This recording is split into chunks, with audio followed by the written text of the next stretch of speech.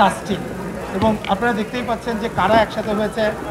Superstar Shakib Khan ও নির্মাতা রায়হান রাফি জুটির আসন্ন cinema তুফান নিয়ে ইতিমধ্যে চলছে আলোচনা। সিনেমাটি ঘিরে দর্শক আগ্রহ এখন তুঙ্গে।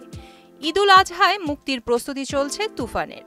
এর আগে ঘোষণা দেওয়া হয় যে এই সিনেমায় শাকিব খানের বিপরীতে আছে কলকাতার নায়িকা মিমি চক্রবর্তী ও বাংলাদেশের নাবিলা। এ সবই পুরনো খবর। সাম্প্রতিক সময়ের খবর হলো তুফানের অভিনয় করছেন গুণী অভিনেতা চঞ্চল চৌধুরী। তবে চঞ্চলের চরিত্র নিয়ে ধোঁয়াশা ছিল অনেক।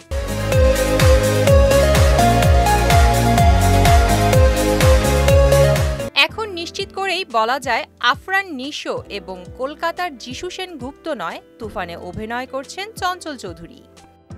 মনপুরার নায়ক জানান তুফান সিনেমায় তাকে বিশেষ একটা চরিত্রে দেখা যাবে। রায়হান রাফি এই সময়ের প্রতিভাবান একজন পরিচালক। সেই সঙ্গে শাকিবের সঙ্গে তার ব্যক্তিগত সম্পর্কের জায়গা একেবারেই অন্যরকম। তাদের সঙ্গে একসাথে কাজ করতে পারলে ভালো লাগবে বললেন চঞ্চল চৌধুরী। তুফান সিনেমাটি প্রযোজনা করছে বাংলাদেশ থেকে আলফা আই ও চরকি এবং ভারত থেকে SVF। এই 3 প্রযোজনা প্রতিষ্ঠান তুফানের আগে আরেকটি বড় সিনেমার ঘোষণা দেন। সিনেমাটির নাম দম, আর পরিচালনা করবেন রেদওয়ান রনি। দম সিনেমার মূল ভূমিকায় দেখা যাবে চঞ্চল চৌধুরীকে। তবে দমে চঞ্চলকে কোন রূপে দেখা যাবে তা পরিষ্কার করে জানাননি পরিচালক। প্রিয়াঙ্কা ঘোষ, নিতু, মোহনা ডিজিটাল।